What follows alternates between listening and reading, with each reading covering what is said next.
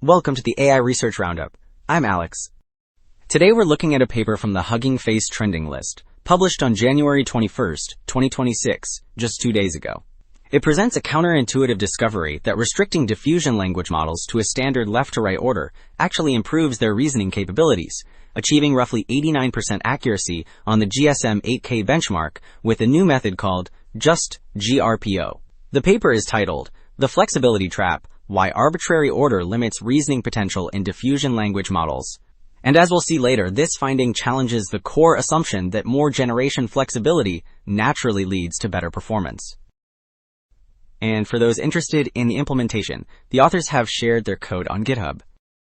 Well, Figure 1 illustrates this core finding directly. On the left, we see pass at K-scores, a metric for the model's potential to find correct answers, where the orange line for autoregressive order consistently sits above the blue line for arbitrary order. This gap indicates that enforcing a strict order actually helps the model cover more of the solution space. Then on the right, the bar charts confirm that the proposed method, just GRPO, significantly outperforms existing diffusion baselines across diverse tasks like GSM-8K and human eval.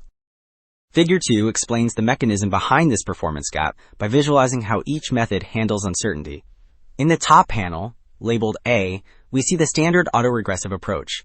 When the model reaches a high uncertainty forking token, shown as that red dot, it is forced to make a decision immediately, which allows the reasoning path to branch out into different valid solutions.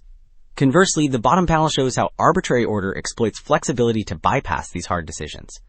The model skips ahead to generate easier tokens first, effectively reducing the uncertainty.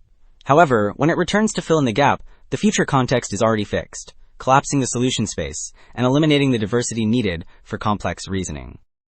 So Figure 4 confirms this solution space collapse with hard data. These Venn diagrams map out the unique and shared solutions found by each method across 4 benchmarks. You can see that the arbitrary order solutions, shown in blue, are essentially a strict subset of the autoregressive solutions in orange. The difference is starkest on human eval, where the standard autoregressive approach solves about 21% of problems that the flexible model misses entirely. Meanwhile, the reverse scenario is almost non-existent, implying that the flexibility of diffusion models does not actually help them find novel answers. Alright, Figure 6 reveals the mechanism behind this collapse, which the authors call entropy degradation. This chart tracks uncertainty for pivotal logical connectors, like therefore and since. The tall orange bars show that autoregressive models treat these words as high entropy branching points, implying active decision-making. In contrast, the much shorter blue bars for arbitrary order indicate that uncertainty here is prematurely resolved. Because the model often generates the answer before the reasoning, these connectors become mere grammatical bridges.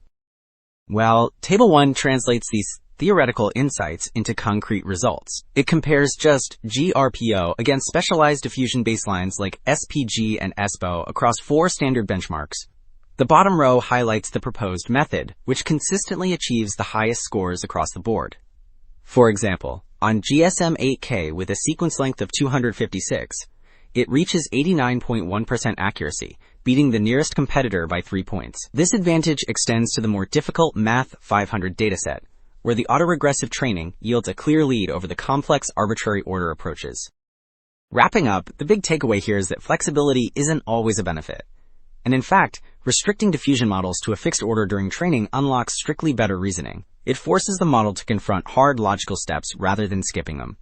That's it for this episode of the AI Research Roundup. I'm Alex. Thanks for listening.